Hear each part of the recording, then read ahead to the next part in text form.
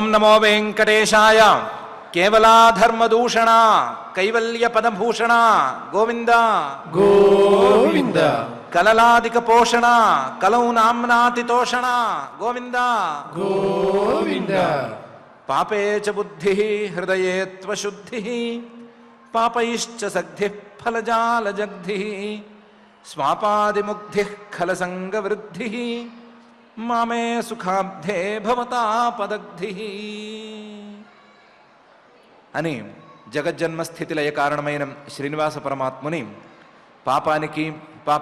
పాపం యొక్క ఫలితానికి సంబంధం లేకుండా చేయవలసిందిగా ప్రార్థించుకుంటూ శ్రీ శుకుల వారు ఉపదేశం చేసిన శ్రీమన్మహాభాగవతం యొక్క అధ్యయన కార్యక్రమాన్ని మనం ప్రారంభించుకుందాము.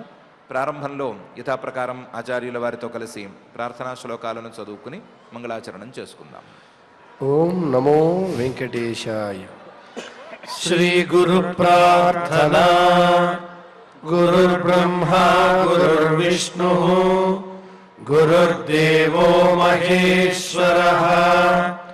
గురుః సాక్షాత్ పరం బ్రహ్మ తస్మై శ్రీ గురవే నమః.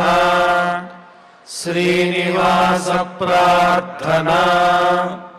శ్రీశైలశిఖరస్థాయ శ్రీభూసంయుక్తదేహినే శ్రీనిశ్చితశశాంకాయ శ్రీనివాసాయ తే నమః.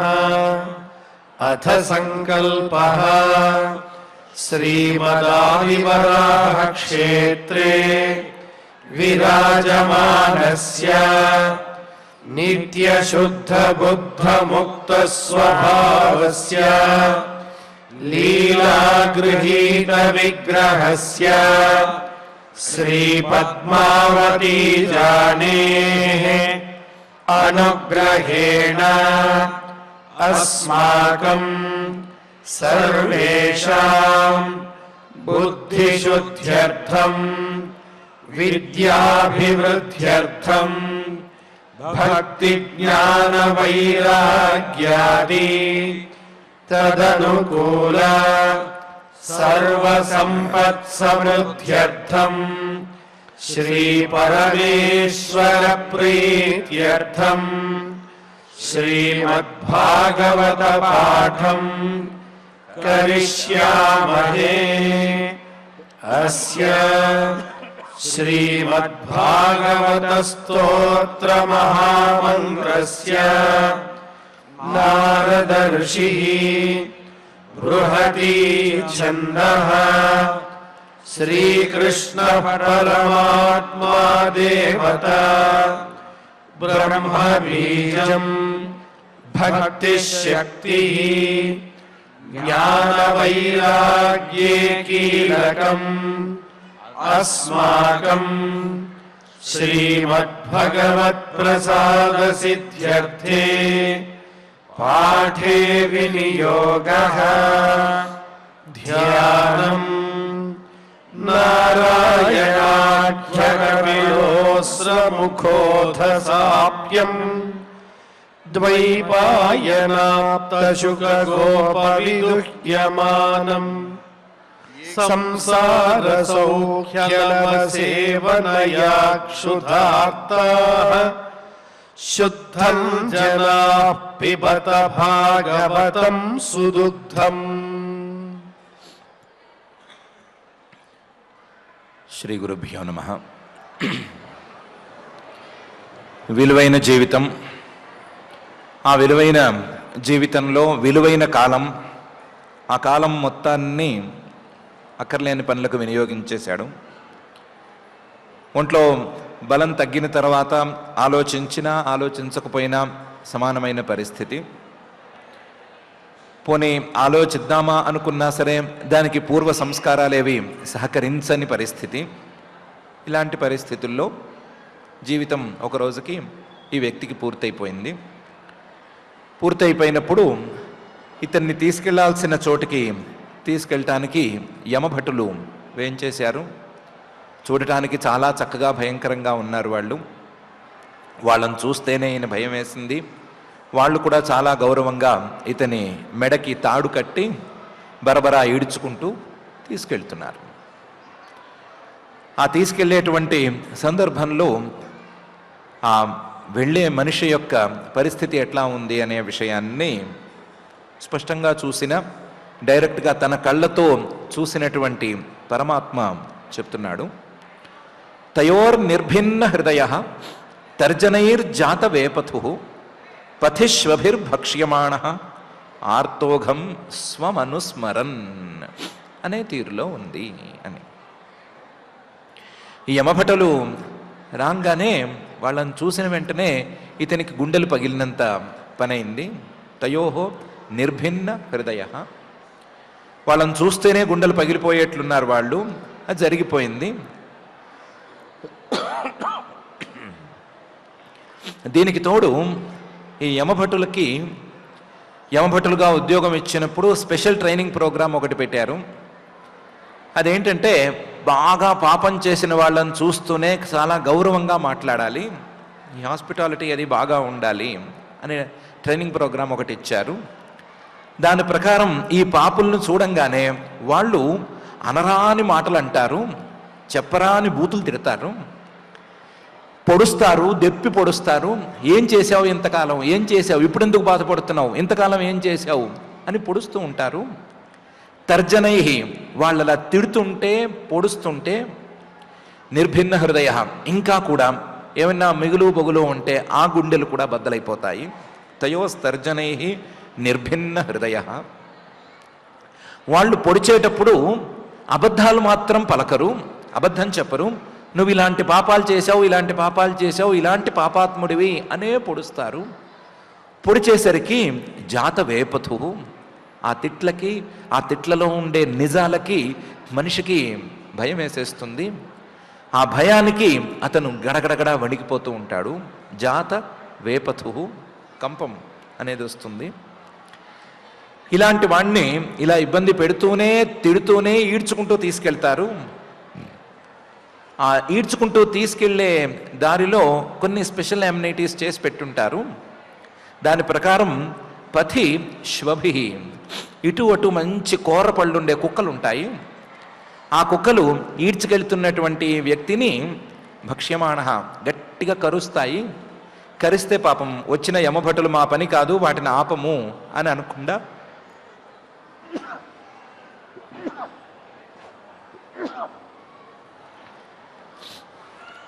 వాటినేమి ఆపకుండానే ఈ కరవనిస్తారు.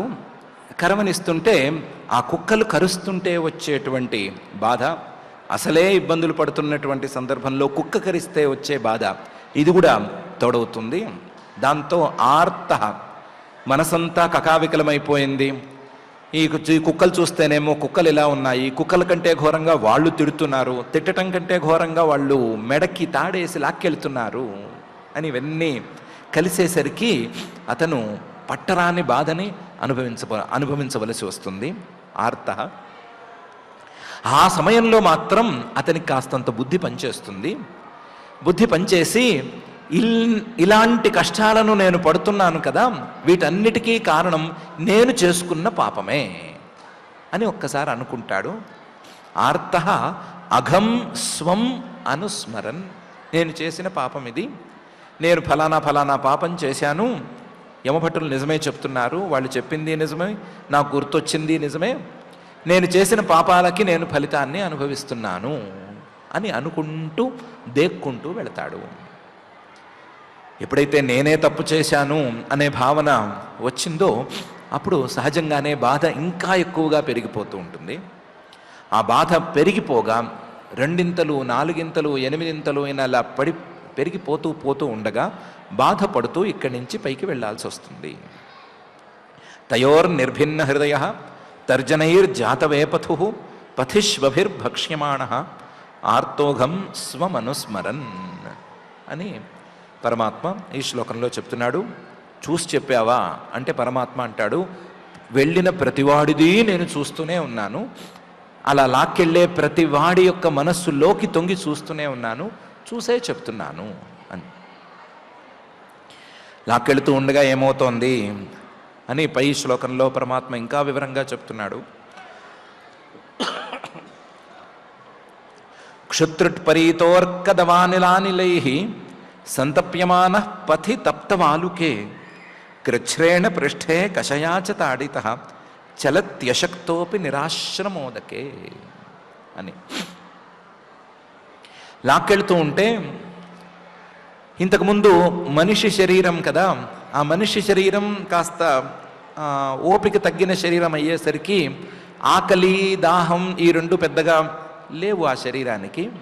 కానీ కొత్తగా ఈ యాతనా శరీరం అని వచ్చింది కదా, ఈ యాతనా శరీరం కొత్తదైపోయింది. ఈ కొత్త శరీరాన్ని నానా తిప్పలు పెడుతున్నారు కదా, దాంతో క్షుత్ త్రిట్ ఆకలి దప్పిక ఈ రెండు చక్కగా మళ్ళీ మొలుస్తాయి. కానీ ఆకలి దప్పిక తీర్చేవారు మాత్రం ఉండరు.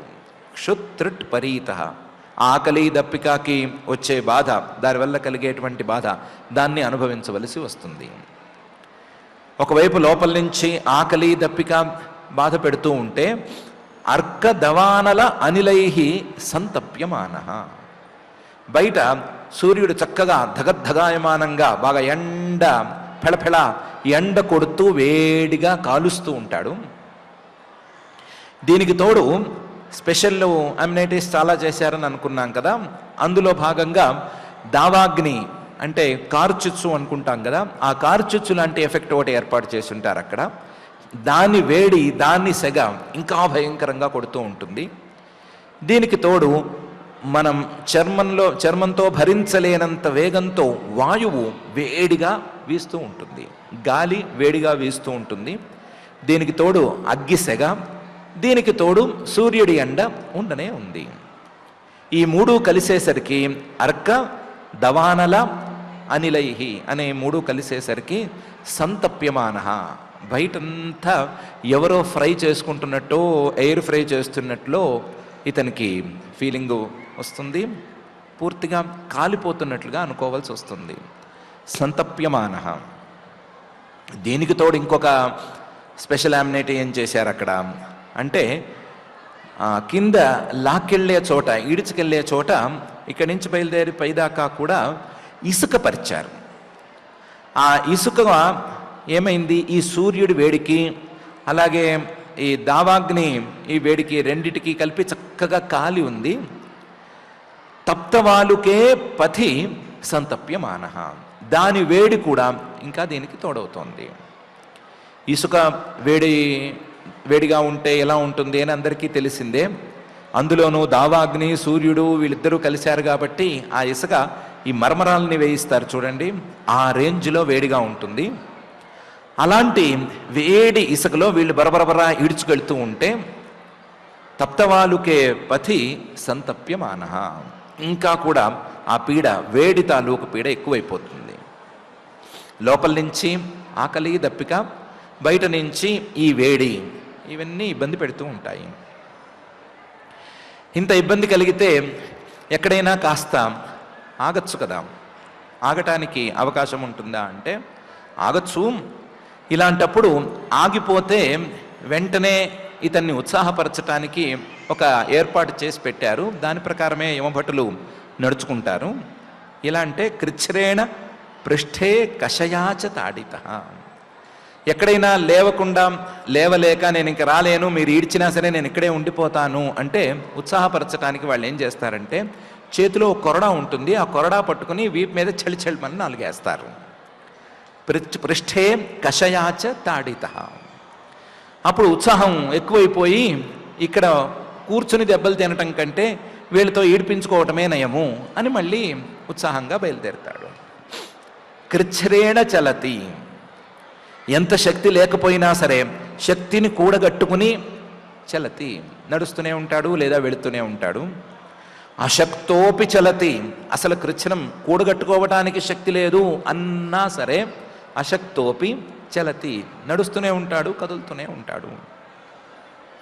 ఎక్కడ నిరాశ్రమోదకే, ఎక్కడ ఆగటానికి ఏ సౌకర్యము లేదు, ఎక్కడ కనీసం దాహం తీర్చుకోవటానికి గుక్కెడు నీళ్లు కూడా దొరకవు. అక్కడ దొరకవు, కింద నుంచి ఎవరైనా పంపిణీ చేస్తే దొరుకుతాయేమో, కానీ అక్కడ మాత్రం ఏమాత్రం నీటి జాడ లేదు. అలాంటి దారిలో వెళ్ళవలసి వస్తుంది అని పరమాత్మ చెప్తున్నాడు. క్షుత్రుట్ పరీత అర్క దవానల అనిలై సంతప్యమాన పథి తప్త వాలుకే కృచ్ఛ్రేణ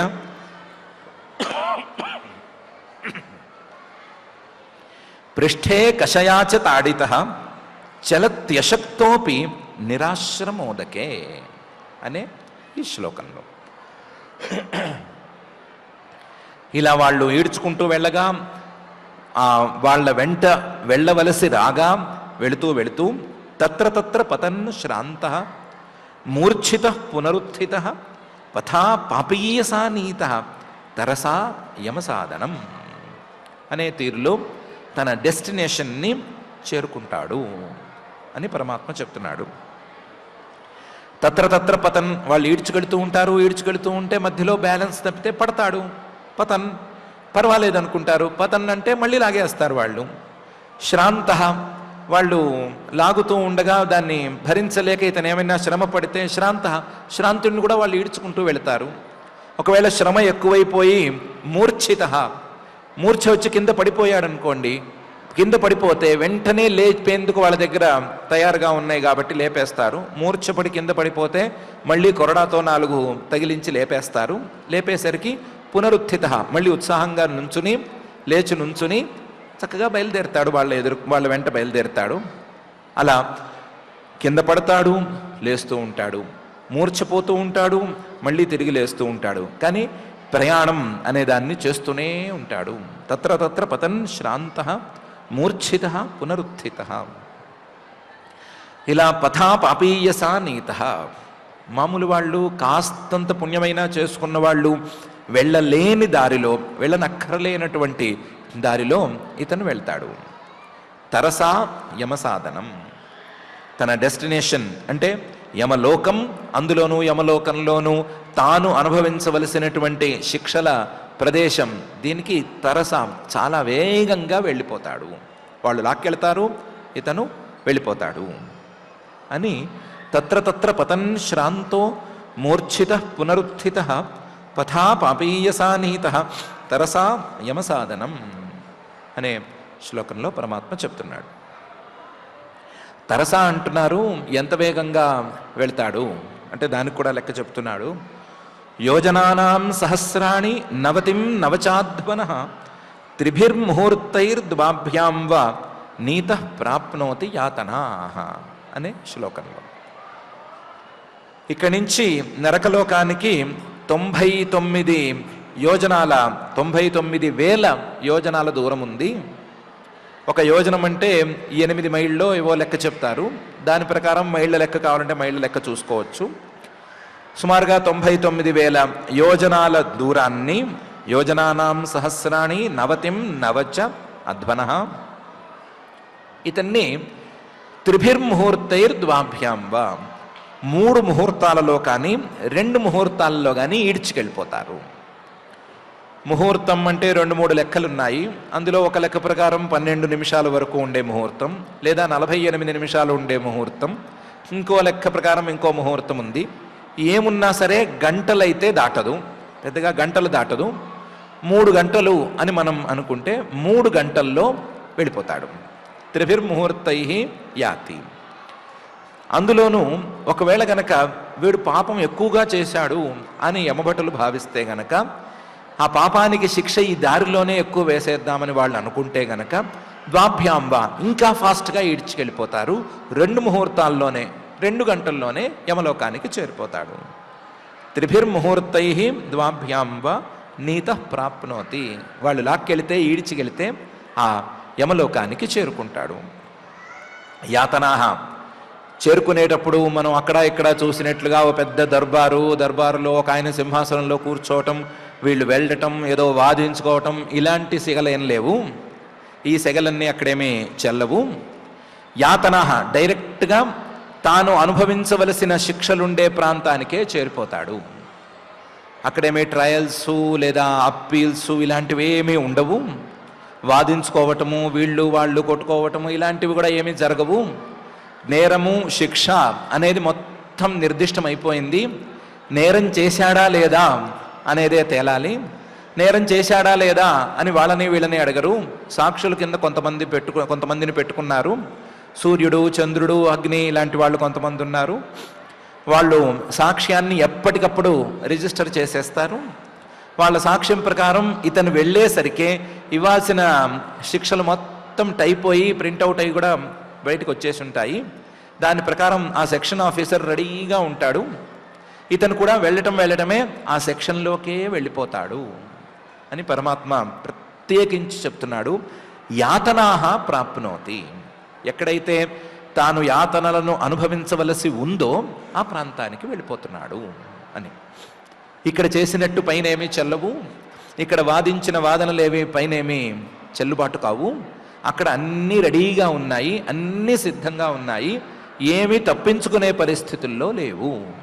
అక్కడేమీ నియమం కూడా లేదు. 100 మంది నిరపరాధులు తప్పించుకున్నా పర్వాలేదు, 100 మంది అపరాధులు తప్పించుకున్నా పర్వాలేదు, ఒక నిర్దోషికి మాత్రం శిక్ష పడకూడదు, ఇలాంటి మాటలు కూడా ఏం లేవు. దోషము శిక్ష, నేరము శిక్ష అనే తీరులో యాతనలను అనుభవించవలసే ఉంటుంది అని చెప్పేస్తున్నాడు.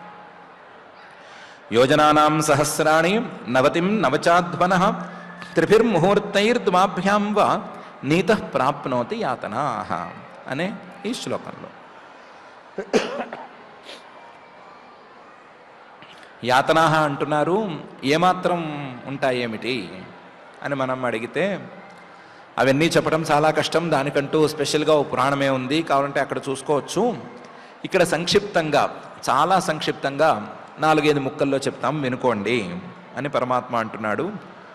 ఆదీపనం స్వగాత్రాణం వేష్టయత్వోల్ముఖాదిభిః ఆత్మమాంసాదనం క్వాపి స్వకృత్తం పరతోపివా అనే శ్లోకంలోను పై శ్లోకంలోను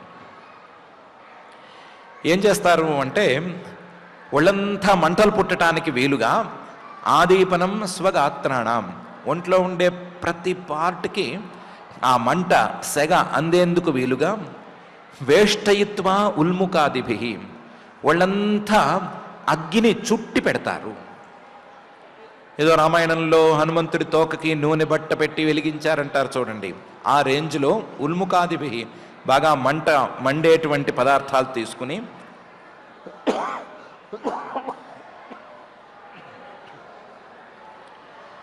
వాటిని ఈ తోక చుట్టూ చుట్టి పెడతారు, ఈ ఒంటి చుట్టూ చుట్టి పెడతారు, ప్రతి అంగానికి సెగ తగిలేటట్లు పెడతారు. ఆదీపనం స్వగాత్రాణం వేష్టయిత్వా ఉల్ముఖాదిభిః, ఇది ఒక రకమైన శిక్ష. రెండవది ఆత్మమాంసాదనం. ఇంతకాలం భూమి మీద చాలామందిని పీక్కు తిన్నావు కదా, నీకు పీక్కు తినటం అంటే ఏంటో మేము చెప్తాము అని నీ ఒంట్లో ఉండే మాంసాన్ని నువ్వే పీక్కు తిను అని ఆర్డర్ వేస్తారు. ఆత్మ మాంస అదనం, తన శరీరంలో ఉండే మాంసాన్ని తనతోనే తినిపిస్తారు.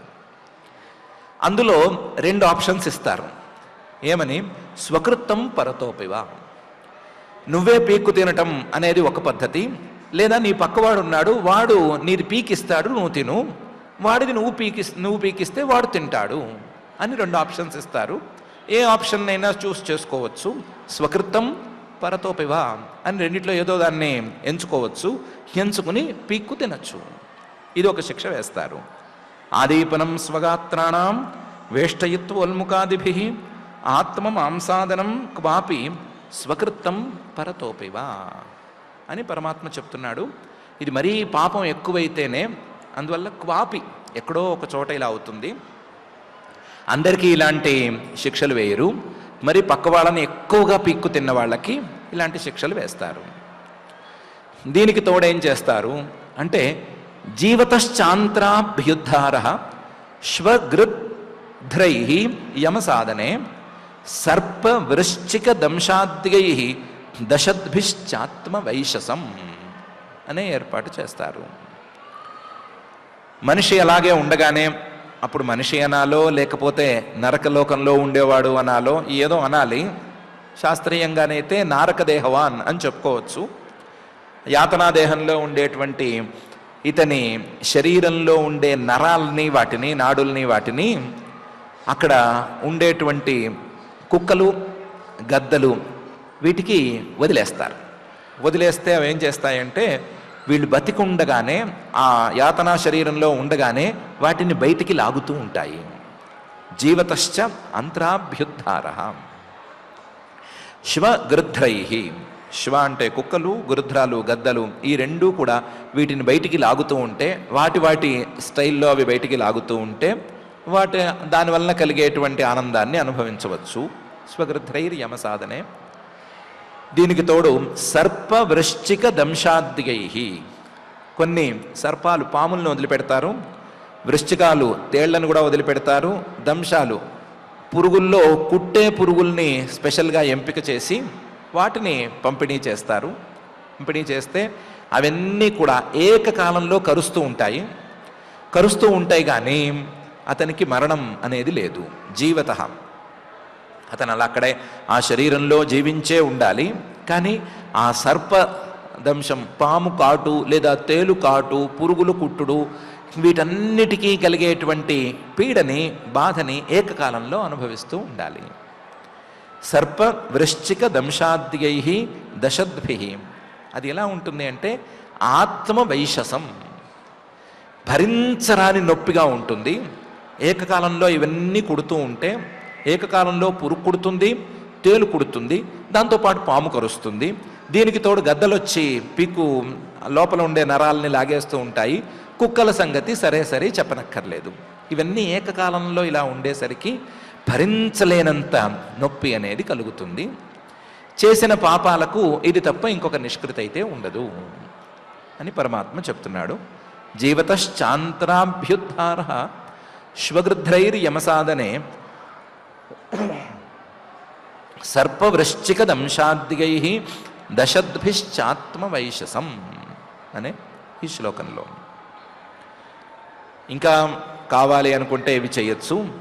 కృంతనం చావయవశ గజాదిభ్యో భిదాపనం పాతనం గిరిశృంగేభ్య రోధనం చాంబుగర్తయో అని కూడా ఉంటాయి. నరకంలో ఉండేవాళ్ళు చాలా సున్నితంగా ఉంటారు. చూడ్డానికి అక్కడ ఇక్కడ భయంకరంగా చూపిస్తారు కానీ వాళ్ళు అంత భయంకరంగా ఉన్నవాళ్ళు కారు, మొరటి వాళ్ళు కారు, సున్నితనంగానే ఉంటారు. ఎంత సున్నితంగా ఉంటారు అంటే కృంతనం చావయవశ, ముక్కలు ముక్కల కింద నరికేస్తూ ఉంటారు, ఖండఖండాలుగా నరికి పెడతారు వీడిని. ఒకవేళ ఈ ఖండఖండాలుగా నరకటం అనేది వాళ్ళకి తృప్తిగా లేకపోతే ఏం చేస్తారంటే ఏనుగుల్ని తెప్పించి ఏనుగులతో తొక్కిస్తూ ఉంటారు. గజాదిభ్య భిదాపనం, ఏనుగు లాంటి బరువైన జంతువుల్ని తెచ్చి వాటితో తొక్కిచ్చి వాటిని ముక్కలు లేదా పచ్చడి చేసేస్తూ ఉంటారు.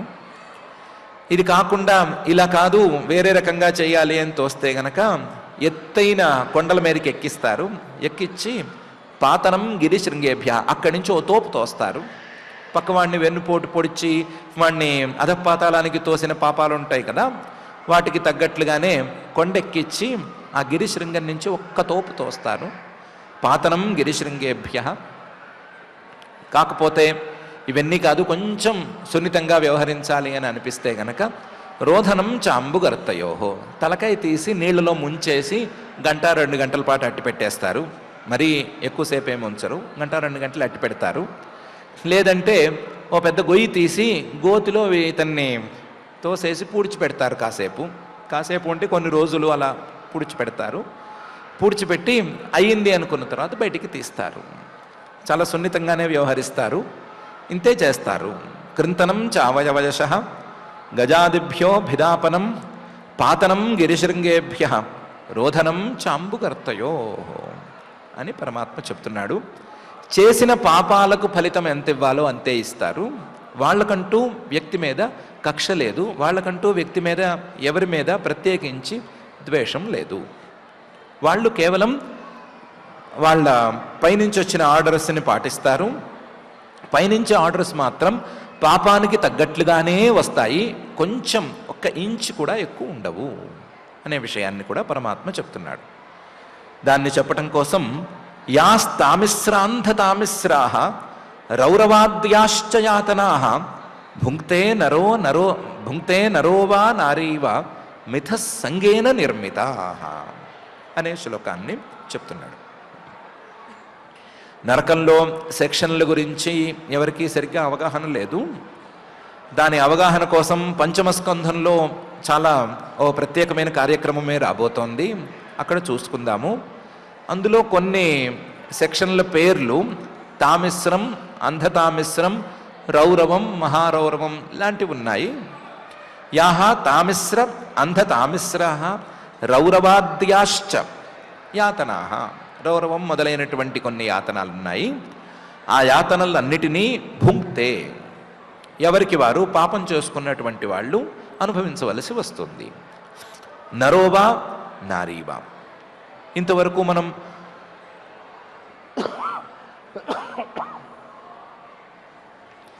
ఉదాహరణ కోసం ఒక మనిషిని పెట్టుకున్నాం కదా, ఆ మనిషి పురుషుడే అవ్వాలనేమీ లేదు. నరోవా నారీవా, ఒకవేళ పాపం చేసింది స్త్రీ అయినా సరే అక్కడేమీ కనికరించరు, స్త్రీని కూడా ఇదే యాతనలు పెడతారు. నరోవా నారీవా, చేసిన పాపానికి ఫలితం అనుభవించక తప్పదు. భుంక్తే నరోవా నారీవా మిథస్సంగేన నిర్మితా.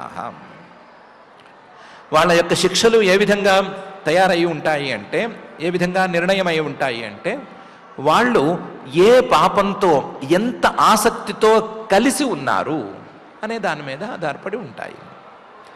ఏ పాపం చేశారు, పాపం చేసేటప్పుడు ఎంత ఆసక్తిగా చేశారు, ఈ పాపం నాది అన్నంత ప్రేమగా చేశారా, లేకపోతే ఏదో పొరపాటున జరిగిపోయిందా అనే విషయాన్ని చూసుకుని సరిగ్గా బేరీజు వేసుకునే ఇస్తారు. మిథస్సంగం, పాపానికి ఇతనికి గట్టి సంబంధం అనేది గనక ఏర్పడి ఉంటే మాత్రం గట్టిగా వేసేస్తారు, లేకపోతే కాస్తంత కనికరించి చిన్న చిన్న వాటిలతో సరిపెడతారు. ఏం చేసినా, ఏ శిక్ష వేసినా సరే ఆ శిక్ష వీళ్ళ పాపానికి తగ్గట్లుగా ఉంటుందే తప్ప దానికంటే ఎక్కువ తక్కువలుగా ఉండదు అని పరమాత్మ చెప్తున్నాడు. యాస్తామిశ్రాంధతామిశ్రా రౌరవాద్యాశ్చ యాతనా భుంక్తే నరోవా నారీవా మిథస్సంగేన నిర్మితా అనే ఈ శ్లోకం.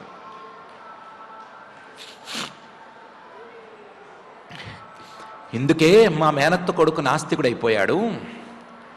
వాడు మొదట్లో బాగానే ఉండేవాడు, తర్వాత ఇలాంటి మాటలన్నీ వినేసరికి వైరస్యం కలిగింది, నాస్తికుడయ్యాడు. నాస్తికుడయ్యి ఇవన్నీ ట్రాషు, ఈ స్వర్గం లేదు, నరకం లేదు, ఏమీ లేదు, ఇవన్నీ బూటకాలు, ఎక్కడ లేని మాటలన్నీ చెప్తున్నారు, ఊరికినే భయపెడుతున్నారు. నరకం అనేది గనక ఉండి ఉంటే రాకెట్స్లో బయటికి వెళ్ళేటువంటి ఈ కాలంలో ఎక్కడో చోట కనిపించి ఉండాలి కదా. మీరు లెక్క కూడా 99,000 యోజనాలు అంటున్నారు కాబట్టి అన్ని కిలోమీటర్ల దూరంలో అది కనిపించాలి కదా, కనిపించడం లేదు, ఏ టెలిస్కోప్కి అందటం లేదు అంటే లేదు. ఇదంతా ట్రాషు, ఒట్టి భయపెట్టి లాభపడటానికి మాటలు చెప్తున్నారు అని మా మేనత్త కొడుకు ఎప్పుడో చెప్పాడు. దాని ప్రకారం మేము కూడా ఈ మాటలను వింటే ఆయన పక్షంలోకే చేరిపోవాలని అనిపిస్తోంది. ఒకసారి ట్రాష్ ఇవన్నీ లేవు అంటే హాయిగా ఉంటుంది, ఉంది అనుకుంటే భయం, లేదనుకుంటే అస్సలు భయం ఉండదు కదా అని మన మనస్సుల్లో ఏమైనా చిన్న భావం కూడా చూపచ్చు అని పరమాత్మ కనిపెట్టాడు. లేదు అనటానికి దారి ఏమైనా ఉందా అని వెతుక్కుందాము అని అనుకుంటే పరమాత్మ చెప్తున్నాడు, లేదు అని అనుకోండి, ఏమీ సందేహం వద్దు, ఇదంతా ట్రాష్ అనే అనుకోండి, ఈ నరకం లేదు, ఈ మాట లేదు, లాక్కెళ్తాలు లేవు, ఏమీ లేవు, అన్నీ బూటకాలే, అన్నీ బూటకాలే, ఇంతవరకు చెప్పినవన్నీ తప్పులే అనుకోండి. కానీ ఒక్కటి మాత్రం నిజమని ఒప్పుకోండి.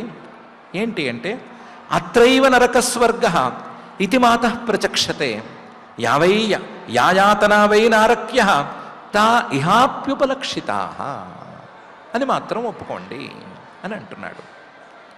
అత్రైవ నరకస్వర్గ. కొంతమంది ఇప్పుడు మనం చెప్పిన మన మేనత్త బిడ్డ చెప్పినట్లుగా నరకం స్వర్గం అనేది లేనే లేదు, ఓకే, విడిగా లేవు, ఎస్, సందేహమే లేదు, లేదు. కానీ అత్రైవ, ఇక్కడ ఉన్నాయా లేవా?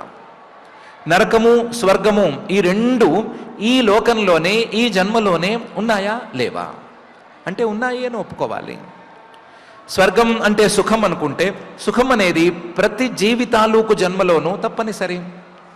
నరకం అంటే ఇప్పుడు చెప్పినంత తీరులో గనక సరిగా అర్థం చేసుకుంటే కష్టం లేదా దుఃఖం అనుకుంటే ఆ దుఃఖం ప్రతి జన్మలోనూ తప్పనిసరి. కాబట్టి స్వర్గం అన్నా నరకం అన్నా సుఖదుఖాలైనవి కాబట్టి సుఖదుఖాలు ప్రతి జన్మలోనూ ఉన్నాయి, ప్రతి జన్మలోనూ ఉన్నాయి.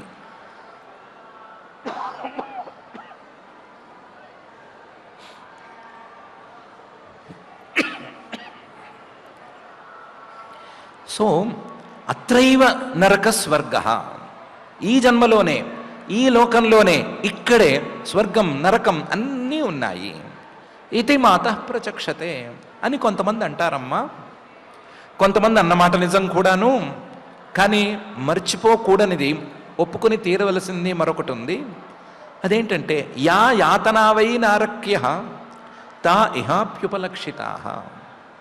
ఇప్పుడు మనం చెప్పుకున్నటువంటి ఈ యమయాతనలు ఉన్నాయి కదా, యమలోకంలో పాపాలకు ఫలితంగా ఇచ్చేటువంటి శిక్షలు, అవి ఈ లోకంలో లేవా? ఈ లోకంలోనూ ఉన్నాయి. ఈ లోకంలోనూ ఎన్నోసార్లు కుక్కలు కరుస్తాయా, ఎన్నోసార్లు పురుగులు కుడతాయా, ఎన్నోసార్లు తేళ్లు కరుస్తాయా, పాములు కరుస్తాయా, రకరకాల కష్టాలు వస్తున్నాయి కదా. అవన్నీ నరకం కిందకు వస్తుందా రాదా అని తేల్చుకోవాల్సిందే. ఒకవేళ మనిషి తనను తాను సేఫ్ అనుకుంటే గనక పోతే మిగతా అడవిలో పెరిగే జంతువుల గురించి కానీ, లేదా పురుగుల గురించి కానీ, పుట్రల గురించి కానీ, జీవితాన్ని క్షణక్షణము భయంతోనూ దుఃఖంతోనూ గడిపేటువంటి జీవుల గురించి కానీ ఒకసారి చూసుకుంటే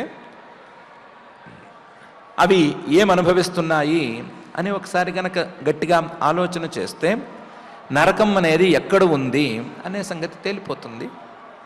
నేను చెప్పిన ఈ కష్టాలు లేదా ఈ దుఃఖాలు ఇవన్నీ కూడా చాలా జీవుల్లో విడివిడిగా కనిపిస్తూనే ఉంటాయి.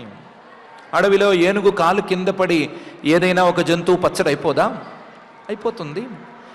బతికి ఉండేటువంటి జంతువుల్ని అడవిలో ఈ కుక్కలు బతికి ఉండగానే నరాలను లాగేయట్లేదా? లాగేస్తున్నాయి. గద్దలు బతికున్న జీవుల్లో ఉండే నరాలు లాగవా? లాగుతాయి. అన్నీ ఉన్నాయి, లేనివి కావు. ఒకవేళ బయట నరకం అనేది విడిగా లేదని అనుకుంటే ఈ లోకంలోనే ఈ జన్మలోనే ఇవన్నీ తప్పనిసరిగా ఉన్నాయి. కాబట్టి చేసిన తప్పుని దాటేద్దాము అని మాత్రం ఎవరు అనుకోవటానికి వీల్లేదు. నరకం లేదనుకోవచ్చు, కానీ తప్పుకు ఫలం లేదు అని మాత్రం అనుకోవటానికి వీల్లేదు. పాపానికి ఫలితం రాదు అని మాత్రం ఎవరూ నమ్మి ప్రశాంతంగా ఉండటానికి వీల్లేదు అని పరమాత్మ చాలా నిక్కచ్చిగా చెప్పేస్తున్నాడు. అత్రైవ నరక స్వర్గ ఇది మాతః ప్రచక్షతే యాయాతనా వై నారక్య తాహ ఇహాప్యుపలక్షితా అనే ఈ శ్లోకంలో ఎంత నాస్తికుడైనా, ఎంత అన్నీ లేదనేవాడైనా సుఖము దుఃఖము లేదు అని అనటానికి లేదు. సుఖదుఖాలు రెండు తప్పనిసరిగా అందరికీ ఉన్నాయి. ఆ సుఖదుఖాలకి అవి ఉన్నాయి అంటే వాటికి కారణాలు కూడా తప్పనిసరిగా చెప్పాలి. సుఖానికి కారణమేంటి, దుఃఖానికి కష్టానికి కారణమేంటి అని విడిగా చెప్పి తీరాలి. అలా చెప్పాలి అంటే ఈ ధర్మాధర్మాలని లేదా పుణ్య పాపాలని తప్ప మరొక దాన్ని ఎవరూ చెప్పలేరు. ఒకవేళ చెబితే ఇంకోటేదో ఉంది అనుకుంటే అది మోసపుచ్చటమే అవుతుంది. వాళ్ళు మోసపోయి ఇతరులను మోసపుచ్చటమే అవుతుంది తప్ప అది నిలిచేది మాత్రం ఏది కాదు. నరకం లేదు అని మాత్రం చెప్పుకోవచ్చు, ధైర్యంగా చెప్పుకోవచ్చు. నరకం లేదు, స్వర్గం లేదు, కానీ ధర్మం అధర్మం ఈ రెండు ఉన్నాయి. వాటికి ఫలితాలుగా సుఖం దుఃఖం అనేవి రెండు ఉన్నాయి అని పరమాత్మ కుండబద్దలు కొట్టినట్టు చెప్తున్నాడు. చెబుతూ ఏవం కుటుంబం బిభ్రాణ ఉదరం భర ఏవవా విసృజ్యేహో భయం ప్రేత్య భుంక్తే తత్ఫలమీదృశం అని తాను మొదలుపెట్టినటువంటి వ్యక్తి నుంచి మళ్ళీ ఆ వ్యక్తిలోనే ఉపసంహారం చేస్తున్నాడు. ఏవం కుటుంబం బిభ్రాణ, ఏవం చెప్పిన తీరులో కేవలం పాపప్రాయంగానే అధర్మ ప్రధానంగానే కుటుంబాన్ని భరించినవాడు, కుటుంబ పోషణ చేసినటువంటి వాడు, ఇతను తన పాపానికి ఫలితాన్ని అనుభవిస్తాడు. వాస్తవానికి ఈ కుటుంబ పోషణ చేసినవాడు కొంచెంలో కొంచెం నయమని చెప్పుకోవాలి. వీడికంటే ఘనుడు ఆచంట మల్లన్న ఒక ఆయన ఉన్నాడు. ఆయన ఎవడు అంటే ఉదరంభర ఏవవా, పక్క వాళ్ళకి కనీసం భార్యాబిడ్డలకు కూడా పెట్టకుండా తన కడుపుకు తానే తినేటువంటి వాడు, తన కోసం మాత్రమే పనిచేసేవాడు ఒక మహానుభావుడు ఉన్నాడు. అతనైనా సరే ఇదే దారిలో వెళ్ళవలసిందే. ఏవం కుటుంబం బిభ్రాణ ఉదరం భర ఏవవా విసృజ్య ఇహ ఉభయం. తాను పోషించిన కుటుంబాన్ని విడిచిపెట్టవలసి వస్తుంది, తాను పోషించుకున్న దేహాన్ని కూడా విడిచిపెట్టవలసి వస్తుంది. విసృజ్య ఇహ ఉభయం, ఈ రెండిటిని ఇక్కడే విడిచిపెట్టి వెళ్ళిపోవాల్సి వస్తుంది. ప్రేత్య ఇక్కడి నుంచి బయలుదేరి భుంక్తే అనుభవించవలసి వస్తుంది, అనుభవిస్తాడు. భుంక్తే తత్ఫలం ఈదృశం, తాను చేసిన తప్పుల తాలూకు ఫలితాన్ని ఈదృశం ఇలా అనుభవిస్తాడు. ఈ విధంగా చూపించింది చాలా చిన్న ట్రైలర్ కంటే తక్కువ స్థాయిలో ఉండేది. ఇది ట్రైలర్ కింద కూడా సరిపోదు, చిన్న వాల్ పోస్టర్ లాంటిదే ఇది అంతే. ఇలాంటి ఫలితాలను తప్పనిసరిగా అనుభవిస్తాడు అని చెప్తున్నాడు. ఏవం కుటుంబం బిభ్రాణ ఉదరం భర ఏవవా విసృజ్యేహోభయం ప్రేత్య భుంక్తే తత్ఫలమీదృశం అనే ఈ శ్లోకంలో అంటున్నాడు. ఒక్క విషయం మాత్రం అందరూ గుర్తుంచుకోవాలి, నేను నా ఒక్కడి కోసమే చేయలేదు. నేను ఎప్పుడూ పాపం చేసి సంపాదించినా పుణ్యం చేసి సంపాదించినా ఎలా సంపాదించినా ఒక్కడనే తినలేదు, నాతో పాటు నలుగురికి పెట్టాను. నేను లంచం తినేటప్పుడు కానీ ఇంకోటి తినేటప్పుడు కానీ ఒక్కడనే తినలేదు, నలుగురికి పంచాను, నేను చాలా మంచివాణ్ణి అని ఎవ్వరూ అనుకోవడానికి వీల్లేదు. ఎవరు ఆ సమయంలో లెక్కలోకి రారు. తప్పు చేసినవాడు మాత్రమే లెక్కలోకి వస్తాడు. ఏకః ప్రపద్యతే ధ్వాంతం హిత్వేదం స్వకలేవరం కుశలేతర పాథేయ భూతద్రోహేణ యద్భృతం అని అందరూ గుర్తుపెట్టుకోవాలి. చేసేటప్పుడు నేను నలుగురితో కలిసి చేశాను ఈ మాట తర్వాత చెల్లదు. ఏకః ప్రపద్యతే ధ్వాంతం, ఆ పాపానికి ఫలితం అనుభవించేటప్పుడు మాత్రం ఒక్కడే వెళతాడు. ఏకః ప్రపద్యతే ధ్వాంతం, చీకటిని పాపానికి ఫలితంగా అనుభవించవలసినటువంటి చీకటిని, చీకటిలో కలిగేటువంటి కష్టాలని, ఆ దుఃఖాలని, వీటన్నిటినీ కూడా ఏకః ఒక్కడే అనుభవిస్తాడు. అక్కడ ఈ ఫ్యామిలీ ఉండదు, లేదా ఫ్రెండ్స్ ఉండదు, ఈ సర్కిల్ ఉండదు, ఏమీ ఉండదు, ఒక్కడే ఉంటాడు. పాపం చేసిన వాడిని ఒక్కడే ఉంచుతారు. ఏకః ప్రపద్యతే ధ్వాంతం. ఎప్పుడు ఇది అంటే హిత్వేదం స్వకలేబరం, ఎప్పుడైతే తన శరీరాన్ని విడిచిపెట్టేశాడో అప్పుడు ఆ శరీరానికి సంబంధించినవన్నీ కూడా వెంటనే క్యాన్సిల్ అయిపోతాయి, అక్కడికక్కడ లెక్క లేకుండా తయారైపోతాయి. ఈ ఫ్యామిలీ ఆ వ్యక్తిది కాదు, లేదా ఈ ఫ్రెండ్స్, ఈ సర్కిల్ ఇవన్నీ కూడా ఆ వ్యక్తివి కావు. ఆ వ్యక్తిది అయ్యేది ఒక్క పాపం మాత్రమే అవుతుంది, ఆ వ్యక్తి చేసుకున్న కర్మ మాత్రమే అవుతుంది. కాబట్టి హిత్వేదం స్వకలేబరం, ఒకసారి శరీరాన్ని విడిచిపెట్టేసిన తరువాత ఏకః ప్రపద్యతే ధ్వాంతం, ఒక్కడే ఫలితాన్ని అనుభవిస్తాడు. ఆ ఫలితాన్ని అనుభవించవలసి వచ్చేసరికి అతను ఏమైనా మంచి పని చేసుకున్నాడు, పుణ్యం చేసుకున్నాడు, ధర్మ మార్గంలో ఉన్నాడు అనుకుంటే అది పర్వాలేదు. కానీ ఒకవేళ కుశలేతర పాథేయ, తాను వెళ్ళవలసినటువంటి దారిలో తినటానికి వీలుగా క్యారేజ్ లాంటి దాన్ని, పాపం అనే దాన్ని మూట కట్టుకుని వెళ్ళే మాట అయితే, పాథేయ అంటే, పాథేయం అంటే దారిలో తినే తిండి, దారిలో తినటానికి వీలుగా మూట కట్టుకుని వెళ్ళేటువంటి తిండి. ఆ తిండి కనుక, ఆ మూట కనుక కుశలేతరం, పుణ్యం కాక పాపం అయిన మాట అయితే, పాపాన్ని మూట కట్టుకుని గనక అతను వెళ్ళిన మాట అయితే ప్రపద్యతే ధ్వాంతం, చెప్పనక్కర్లేదు, చీకట్లోకి పడిపోవలసిందే, ఆ కష్టాలను అనుభవించవలసిందే.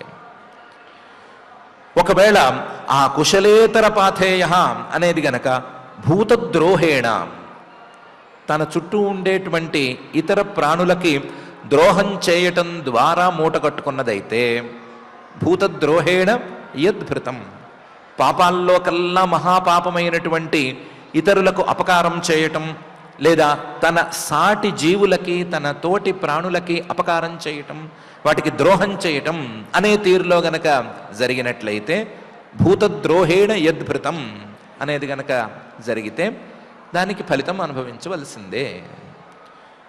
ఏకః ప్రపద్యతే ధ్వాంతం హిత్వేదం స్వకలేవరం కుశలేతర పాథేయ భూతద్రోహేణ యద్భృతం అని మాత్రం గుర్తుంచుకోవలసిందే అని పరమాత్మ చెప్తున్నాడు. అక్కడ ఈ మాటలు చెల్లవు. నేనొక్కడనే చేయలేదు, నేనొక్కడనే తినలేదు, నాతో పాటు చాలామంది తిన్నారు అనే మాట చెల్లదు. ఆ మాట పనికిరాదు. నువ్వు తప్పు చేశావా లేదా అనే మాటే చెల్లుతుంది అనే విషయం గుర్తుంచుకోవలసిందిగా చెప్తున్నాడు. ఎవరు చూడొచ్చారు అని కూడా ఎవరు అనుకోవడానికి వీల్లేదు. దైవేనాసాదితం తస్య శమలం నిరయే పుమాన్ భుంక్తే కుటుంబ పోషస్య హృతవిత్త ఇవాతుర అని కూడా తెలుసుకోవచ్చు అని పరమాత్మ చెప్తున్నాడు.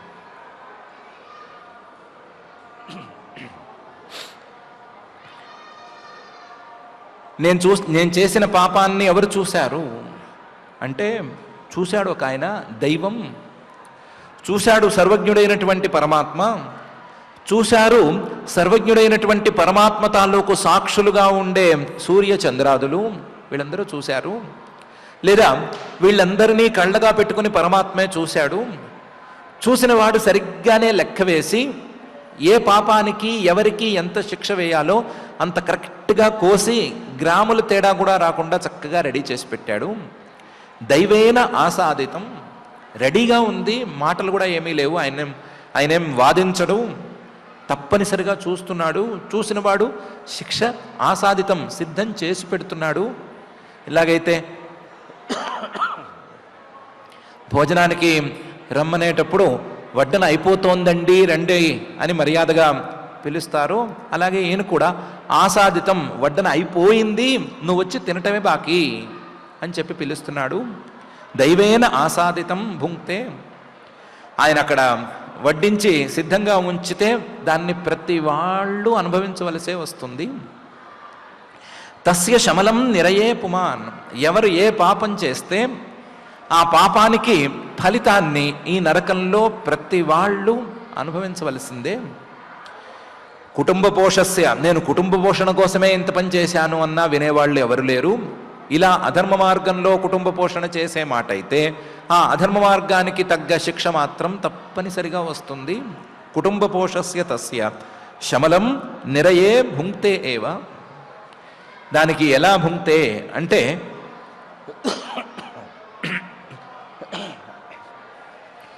ఆ తినేటప్పుడు లేదా ఫలితాన్ని అనుభవించేటప్పుడు హృతవిత్త ఇవాతుర, డబ్బులన్నీ ఎవరో కాజేస్తే, డబ్బులు లేకపోతే ఆ బాధపడుతూ ఉంటాడు చూడండి, టెన్షన్ పడతాడు చూడండి, బాధపడతాడు చూడండి, ఏడుస్తాడు చూడండి.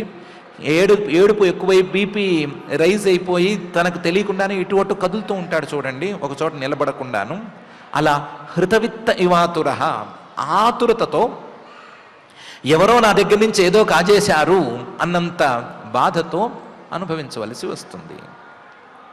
లేదంటే హృతవిత్త ఇవాతుర, పక్కవాళ్ళ ధనాన్ని గనక చౌర్యం చేసేస్తే, పక్కవాళ్ళ ధనాన్ని గనక దొంగిలిస్తే, ఆ పక్కవాళ్ళ ధనాన్ని దొంగిలించాను అని తానే బయటపడిపోతే, తన ఆతృతతోనే బయటపడిపోతే, అలాంటి వాణ్ణి రాజభటులు శిక్షిస్తారు చూడండి. ఆ శిక్షించేటప్పుడు ఎంత బాధపడుతూ శిక్షను అనుభవిస్తాడో అంత బాధపడుతూ ఇతను కూడా శిక్షను అనుభవిస్తాడు. హృతవిత్త ఇవాతుర, దొంగ ఎలా తప్పనిసరిగా శిక్షను అనుభవించవలసి ఉంటుందో అలాగే ఇతను కూడా తప్పనిసరిగా శిక్ష అనుభవించవలసి ఉంటుంది. ఒకవేళ దొంగ ఈ చుట్టుపక్కల సరిగా శిక్షను అనుభవించట్లేదు అని అనుకుంటే, ఎడారి ప్రాంతాల్లో దొంగలు శిక్షలను అనుభవిస్తారు కదా, చేతుల్ని తీసేయటం లాంటి శిక్షలను అనుభవిస్తారు కదా, అంత ఖచ్చితంగా నిక్కచ్చిగా శిక్షలను అనుభవించవలసే ఉంటుంది అని పరమాత్మ చెప్తున్నాడు. దైవేన ఆసాదితం తస్య శమలం నిరయే పుమాన్ భుంక్తే కుటుంబ పోషస్య హృతవిత్త ఇవాతుర అనే ఈ శ్లోకంలో అంటున్నాడు. ఇంతకీ నేను చెప్పొచ్చేది ఏంటంటే, కేవలేన హ్యధర్మేణ కుటుంబ భరణోత్సుక యాతి జీవోంధతామిశ్రం చరమం తమసః పదం అని చెప్పదలుచుకున్నాను అని. ఒకవేళ కుటుంబాన్ని పోషించవలసిన బాధ్యతే ఉండే మాట అయితే కుటుంబ భరణోత్సుక, కుటుంబం బాగుండాలి, నా ఫ్యామిలీ బాగుండాలి, నా ఫ్యామిలీ బాగుండాలి, నా ఫ్యామిలీని నేను పోషించాలి అనే ఆసక్తే గనక ఉండేట్లయితే దానికి ధర్మ మార్గాన్ని ఎంచుకోవాలి. అలా కాకుండా కేవలేన హ్యధర్మేణ, అసలు ధర్మ మార్గంతో సంబంధం లేకుండా కేవలం అధర్మంతోనే కుటుంబాన్ని పోషించదలుచుకుంటే మాత్రం కేవలేన హి అధర్మేణ కుటుంబ భరణ ఉత్సుక యాతి జీవ, అలాంటి జీవుడు అంధతామిశ్రం యాతి. అంధతామిశ్రం అని నరకాల్లో కల్లా టాప్ ఎండ్ నరకం, అక్కడికి వెళ్తాడు. యాతి జీవ అంధతామిశ్రం. ఎలాంటి తామిశ్రం? చరమం తమసః పదం. నరకాల్లో కల్లా కూడా చివరి స్థాయి నరకం. అక్కడేమి కనిపించదు, ఎవరు శిక్షిస్తున్నారో, ఎవరు పీకుతున్నారో, ఎవరు లాగుతున్నారో, ఎవరు కరుస్తున్నారో ఏమీ అర్థం కాదు, అంతా కన్ఫ్యూషన్గానే ఉంటుంది. కానీ బాధ మాత్రం ఒకదాని మీద ఒకటి, ఒకదాని తర్వాత ఒకటి వచ్చి పడుతూనే ఉంటుంది అనే నరకాన్ని అనుభవించి తీరుతాడు. అందువల్ల ఎవరైనా మా కుటుంబాన్ని మేము పోషించుకోవటం తప్ప అని అడిగితే ఇంతే చెప్పాలి, తప్పు కాదు. కుటుంబాన్ని పోషించుకోవాలనుకోవటం తప్పు కాదు, లేదా తప్పు కాకపోవచ్చు. కానీ అధర్మ మార్గంలో కుటుంబాన్ని పోషించాలనుకోవటం మాత్రం తప్పు, తప్పే, తప్పు కాదు, తప్పున్నరా అని చెప్పుకోవలసి ఉంటుంది అని పరమాత్మ కేవలేన హ్యధర్మేణ కుటుంబ భరణోత్సుక యాతి జీవోంధతామిశ్రం చరమం తమసః పదం అని ఈ శ్లోకంలో అంటున్నాడు. సరే, చేసిందేదో చేశాము, అయిందేదో అయిపోయింది, శిక్షాకాలం అనేది ఏదో ఉంటుంది. ఒకవేళ ఆగస్టు 15తో ఏదో వస్తే తొందరగా వదిలిపెడతారు, చిన్న చిన్న పాపాలకి, సత్ప్రవర్తనకి, వాటికి ఏదో వదిలిపెడతారు. లేదా కింద నుంచి పై వాళ్ళకి నరకాలు తప్పించడానికి ఏమైనా చేసేస్తే, పిల్లలో మనవలో ఏదో చేసేస్తే, ఏదో గయకెళ్ళో బదరికెళ్ళో ఎక్కడికో వెళ్ళి ఏదో చేసేస్తే ఏదో శిక్ష తగ్గిపోతుంది కదా. తగ్గిపోతే శిక్షకాలం దాటిపోతే ఈ కష్టం ఉండదు కదా అని ఎవరైనా అనుకుంటారేమో. అదేం పెద్ద సౌకర్యవంతమైన వ్యవహారం కాదు. నరకం నయం. నరకం గనక పూర్తయిపోతే అధస్థాన్నరలోకస్య యావతీర్యాతనాదయ క్రమశః సమనుక్రమ్య పునరత్ర ఆవ్రజేత్ శుచి అనే తీరులో నరకం అయిపోయిన తర్వాత మళ్ళీ ఇక్కడికే వచ్చి పడతాడు. అది ఇంకా పెద్ద కష్టం అని చెప్తున్నాడు. అధస్థాన్నరలోకస్య, నరలోకం మానవలోకం కంటే కింద స్థాయిలో ఉండే ఈ నరకంలో యావతీర్యాతనాదయ, ఎన్ని రకాల కష్టాలను అనుభవించాలి అని తానే రాసి పెట్టుకున్నాడో, తానే చేసి పెట్టుకున్నాడో వాటన్నిటినీ క్రమశః సమనుక్రమ్య, ఒకదాని తర్వాత ఒకటి, ఒకదాని తర్వాత ఒకటి, క్రమక్రమంగా అన్నిటినీ ఒకదాని తర్వాత ఒకటి అనుభవించి క్రమశః సం అనుక్రమ్య, అది పూర్తయిపోయిన తర్వాత శుచి, ఇంకా నరకంలో నీకు ఉండటానికి యోగ్యత లేదు, నీకుండే పాపాలన్నీ ఖర్చయిపోయినాయి అని చెప్పిన తర్వాత ఏమవుతుంది అంటే పునరత్ర ఆవ్రజేత్, మళ్ళీ ఈ మానవలోకానికే, మళ్ళీ ఈ మానవ జన్మకే తిరిగి వచ్చేస్తాడు. నరకం శిక్షాకాలం అయిపోయింది అని సంతోషపడక్కర్లేదు. అంతకంటే పెద్ద శిక్ష, మానవ జన్మ రూపంలో ఉండేటువంటి శిక్ష రెడీగానే ఉంటుంది. ఎక్కడి నుంచి బయలుదేరాడో మళ్ళీ అక్కడికే వచ్చి చేరుతాడు.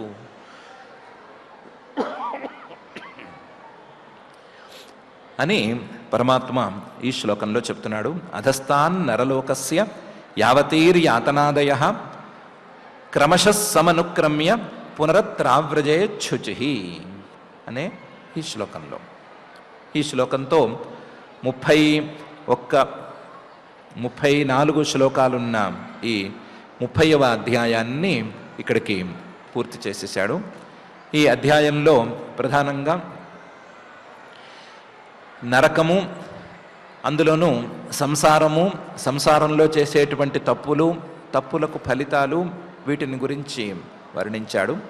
వర్ణించి ఇలాంటి అధర్మ ప్రధానమైనటువంటి జీవితాన్ని ఎవరూ ఒప్పుకోకూడదు, అధర్మ ప్రధానంగా కుటుంబ పోషణను చేసేటువంటి విధానాన్ని ఎవరూ అంగీకరించకూడదు అనే విషయాన్ని ప్రధానంగా చెప్పాడు. చెప్పటంలో చాలా జాగ్రత్తగా చెప్పాడు. తన తల్లిగారు అడిగినటువంటి ప్రశ్న, ఈ సంసారం మీద వైరాగ్యం అనేది ఎలా కలుగుతుంది అనే ప్రశ్న. ఆ ప్రశ్నకి సమాధానం వచ్చేట్లుగానూ చెప్పాడు. ఆ ప్రశ్నకి సమాధానం వచ్చే సమయంలోనే అధర్మ ప్రధానమైనటువంటి జీవితాన్ని వద్దు అని చెప్పేట్లుగాను చెప్పాడు. అధర్మ ప్రధానమైన జీవితం నరకానికే దారి తీస్తుంది కాబట్టి అది వద్దు అని చెప్పాడు. ఏదైనా సరే స్వర్గానికో నరకానికో ఎక్కడికో ఓ చాటుకు వెళ్ళి మళ్ళీ తిరిగి ఇక్కడికే రావలసి వస్తుంది కాబట్టి, మళ్ళీ ఆవృత్తి అనేది ఉంటుంది కాబట్టి ఈ సంసారం మీద ఎవరూ ప్రేమతో ఉండనక్కర్లేదు, ఈ సంసారం కావాలి అని ఎవరూ కోరుకోనక్కర్లేదు అని చెప్పటానికి కూడా చెప్పాడు. దానికి తగ్గట్లుగానే పునరత్ర ఆవ్రజేత్ శుచి అనేటువంటి చివరి వాక్యాన్ని, చివరి పాదాన్ని వాడాడు. ప్రాప్యాంతం కర్మణస్తస్య యత్కించేహ కరోత్యయం తస్మాల్లోకాత్ పునరైతి అస్మై లోకాయ కర్మణే అనే బృహదారణ్యకోపనిషద్వాక్యం యొక్క సారాన్ని ఈ పాదంలోనూ ఈ భాగంలోనూ గుచ్చి చెప్పాడు. ఈ లోకంలో ఏ కర్మలు చేసుకున్నా అవి పుణ్యాలైనా పాపాలైనా వాటి ఫలితాలను పై లోకాలలోనో కింద లోకాలలోనో అనుభవించవలసే ఉంటుంది. ఖచ్చితంగా అనుభవించి తీరవలసిన ఫలితాలన్నీ అనుభవించేసిన తరువాత ప్రాప్యాంతం కర్మణస్తస్య యత్కించేహ కరోత్యయం తస్మాల్లోకాత్ పునరైతి, ఆ లోకంలో ఇంక పని లేదు, ఆ లోకం అనేది కర్మ ఫలితాన్ని అనుభవించటానికే ప్రత్యేకించి డిజైన్ చేసిన లోకం కాబట్టి ఆ లోకంలో వీడికి పని లేదు కాబట్టి అస్మై లోకాయ, మళ్ళీ ఈ లోకానికే తిరిగి వస్తాడు. తిరిగి వచ్చి ఏం చేస్తాడు? మళ్ళీ కర్మ చేసుకుంటాడు. కర్మ చేస్తే మళ్ళీ పై లోకానికో కింద లోకానికో వెళితే అక్కడ పని పూర్తవగానే మళ్ళీ ఇక్కడికి వస్తాడు అని ఇక్కడికే తిరుగుతూ ఉంటాడు. ఇలా తిరుగుతూ ఉండేటువంటి సంసారాన్ని పై లోకానికి కింద లోకానికి షటిల్ సర్వీస్ లాగా చేసేటువంటి ఈ ప్రయాణాన్ని ఎవరు మాత్రం ఎందుకు ఒప్పుకోవాలి? కాబట్టి దీని మీద వైరాగ్యం అనే దాన్ని పెంచుకొని తీరాలి అని అర్థం వచ్చేటట్లు చెప్పాడు. 2 రకాల ప్రయోజనాలను దృష్టిలో పెట్టుకుని ఈ అధ్యాయాన్ని ఇక్కడికి పూర్తి చేశాడు. వైరాగ్యం ఈ చిన్న ముక్క చెప్తే మాకు కలిగిపోతుందా? చిన్న ముక్క ఏదో పునరుత్ర ఆవ్రజేచ్ఛుచి అని చెప్తే వైరాగ్యం కలిగిపోతుందా? 4 శ్లోకాల్లో నరకాన్ని గురించి వర్ణించేసేస్తే మాకేమన్నా భయం కలిగి పాపాలు మానేస్తామా అని మనం అడగచ్చు. అందుకని నరకాన్ని ఇప్పుడు వర్ణించుకుంటూ కూర్చుంటే అది అయ్యే పని కాదు అని దాన్ని మాత్రం వదిలేసి వైరాగ్యం కలగటానికి ఏమేం చేయొచ్చో దాన్ని పై అధ్యాయాల్లో చేద్దాము అనే అనుకున్నాడు. అనుకుని వైరాగ్యం సంగతి మళ్ళీ చూసుకుందాము. ఇప్పటికైతే చెప్పవలసిన మాట చెప్పేద్దాము. ఒకే మాట, ఏమని? పాపం అనేది ఒకే వ్యక్తి చేస్తాడు, చేసిన పాపానికి ఫలితం కూడా ఒకే వ్యక్తి అనుభవిస్తాడు. ఇదొక్క మాట చెప్పేసి ఊరుకుందాము అని ఇక్కడికి ఈ అధ్యాయాన్ని, ఈ విషయాన్ని పూర్తి చేసేసాడు. మనం తొందరపడి ఈ మాట మాత్రం మాట్లాడొద్దు. నరకాలను చూపించినంత మాత్రాన తప్పులు చేయకుండా మేము ఆగిపోతామా అని మాత్రం మాట్లాడద్దు. నరకాలు చూపించినా చూపించకపోయినా మహామేధావులుగా, మనుషులుగా, అందులోనూ చాలా చాలా గొప్ప గొప్ప ఆలోచనలు ఉన్న వాళ్ళగా మనకుండే కనీస బాధ్యత ఒకటి ఉంది కదా. ఏం బాధ్యత? తప్పులు చేయకూడదు అనే బాధ్యత.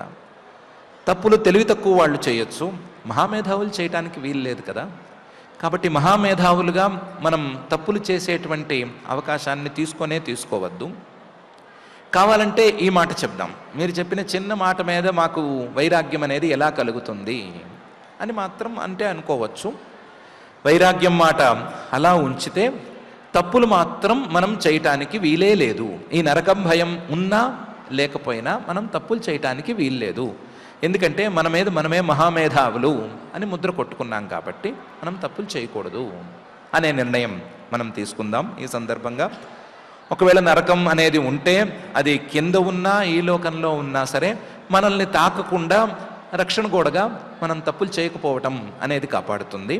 కాబట్టి ఈ నరకం జోలికి పోకుండా, కష్టాల జోలికి పోకుండా, తప్పులు జోలికి పోకుండా మనం జాగ్రత్తగా ఉందాం. జాగ్రత్తగా మేముంటాము. ఈ సంసారం మీద వైరాగ్యం అనేది కలగాలంటే మాత్రం నువ్వే దారి చూడు అని ఆ జగజ్జన్మ స్థితి లయ కారణమైన శ్రీనివాస పరమాత్మని భక్తిగా వేడుకుందాం. ఆ వేడుకోలతో ఈ రోజుకు పారాయణ కార్యక్రమాన్ని ప్రారంభించుకుందాం. ఈరోజు తృతీయ స్కంధం 30వ అధ్యాయంలో 21వ శ్లోకం నుంచి మనం పారాయణ చేసుకుంటూ ఉన్నాము. అథ శ్రీమద్భాగవతే పారమహంస్యాం సంహితాయాం తృతీయ స్కంధే త్రింశాధ్యాయే శ్లోకాః తయోర్నిర్భిన్న హృదయః తర్జనైర్జాతవేపథుః పథి స్వభిర్భక్ష్యమాణః ఆర్తోఘం స్వమనుస్మరన్ క్షుత్రుట్పరీతోర్కదవానలానిలైః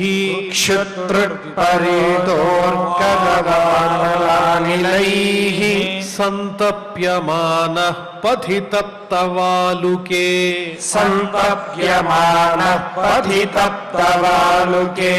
కృచ్ఛ్రేణ పృష్ఠే కషయాచతాడితః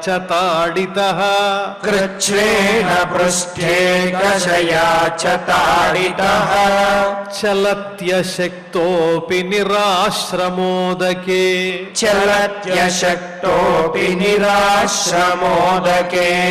తత్ర తత్ర పతన్ శ్రాంతో మూర్ఛితః పునరుత్థితః పథా పాపీయసానీతః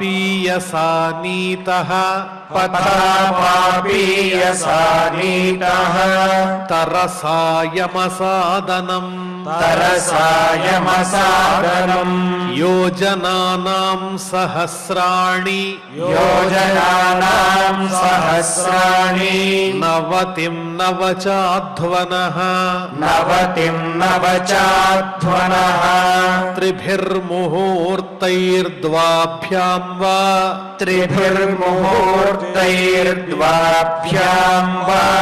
నీతః ప్రాప్నోతి యాతనాః ఆదీపనం స్వగాత్రాణాం వేష్టయిత్వోల్ముఖాదిభిః ఆత్మమాంసాదనం క్వాపి స్వకృత్తం పరతోపి వా జీవతశ్చాంత్రాభ్యుద్ధారః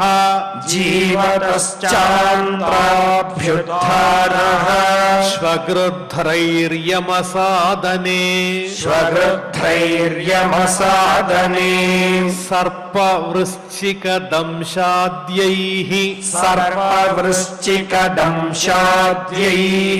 దశద్భిశ్చాత్మవైశసం కృంతనం చావయవశో గజాదిభ్యోభిదాపనం గజాదిభ్యోభిదాపనం పాతనం గిరిశృంగేభ్యో పాతనం గిరిశృంగేభ్యో రోధనం చాంబుగర్తయోః రోదనం చాంబుగర్తయోః యాస్తామిశ్రాంధతామిశ్రాః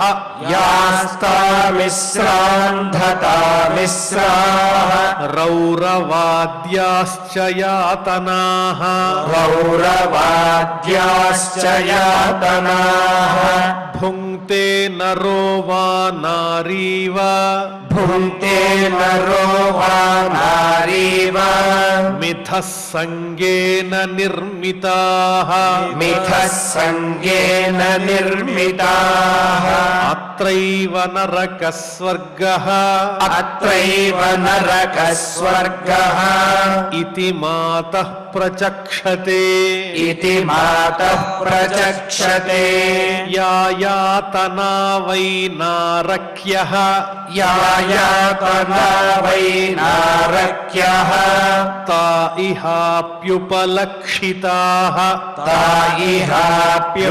ఇహాప్యుపలక్షితాః ఏవం కుటుంబం బిభ్రాణః ఏవం కుటుంబం బిభ్రాణః ఉదరం భర ఏవ వా ఉదరం భర ఏవ వా విసృజ్యేహో భయం ప్రేత్య విసృజ్యేహో భయం ప్రేత్య భుంక్తే తత్ఫలమీదృశం భుంక్తే తత్ఫలమీదృశం ఏకః ప్రపద్యతే ధ్వాంతం ఏకః ప్రపద్యతే ధ్వాంతం హిత్వేదం స్వకలేవరం హిత్వేదం స్వకలేవరం కుశలేతర పాథేయో కుశలేతర పాథేయో భూతద్రోహేణ యద్భృతం భూతద్రోహేణ యద్భృతం దైవేనాసాదితం తస్య దైవేనాసాదితం తస్య శమలం నిరయే పుమాన్ శమలం నిరయే పుమాన్ భుంక్తే కుటుంబ పోషస్య భుంగే కుటుంబ పోషస్య హృత విత్త ఇవాతురః హృతవిత్త ఇవాతురః కేవలేన హ్యధర్మేణ కేవలేన హ్యధర్మేణ కుటుంబ భరణోత్సుకః కుటుంబ భరణోత్సుకః యాతి జీవోంధతామిశ్రం యాతి జీవోంధతామిశ్రం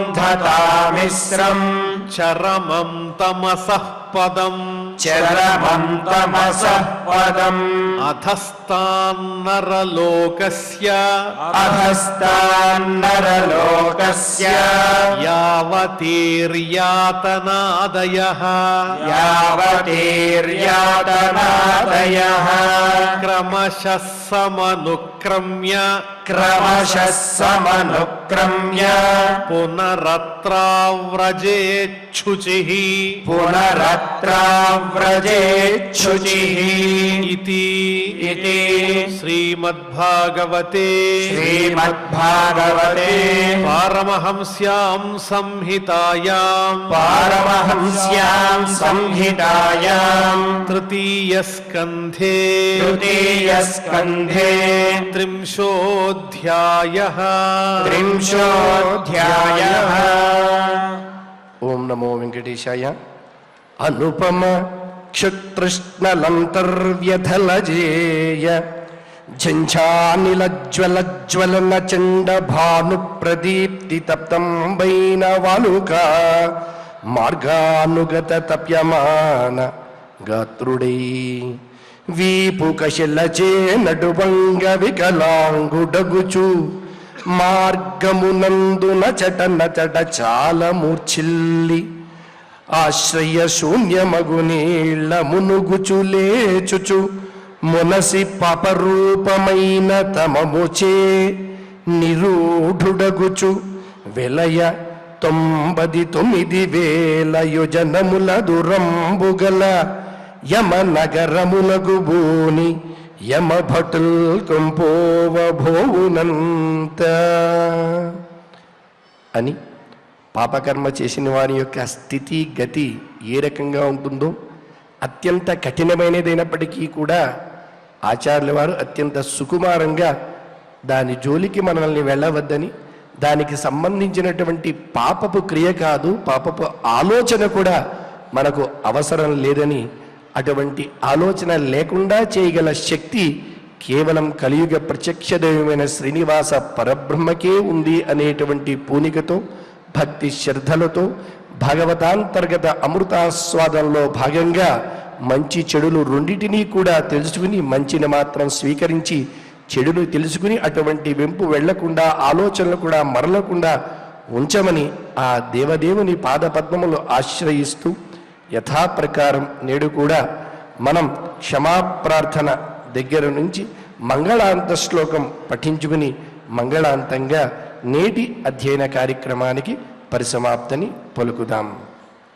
అథ క్షమా ప్రార్థనా యదక్షరపదభ్రష్టం మాత్రాహీనం చ యద్భవేత్ తత్సర్వం క్షమ్యతాం దేవ నారాయణ నమోస్తుతే. అథ భగవత్సమర్పణం కాయేన వాచా మనసేంద్రియైర్వా బుద్ధ్యాత్మనా వా ప్రకృతే స్వభావాత్ కరోమి యద్యత్ సకలం పరస్మై నారాయణాయేతి సమర్పయామి. అథ లోకక్షేమ ప్రార్థనా సర్వే భవంతు సుఖినః సర్వే సంతు నిరామయాః సర్వే భద్రాణి పశ్యంతు మా కశ్చిత్ దుఃఖభాగ్ భవేత్. అథ మంగళం శ్రియః కాంతాయ కళ్యాణ నిధయే నిధయేర్థినాం శ్రీవేంకటనివాసాయ శ్రీనివాసాయ మంగళం.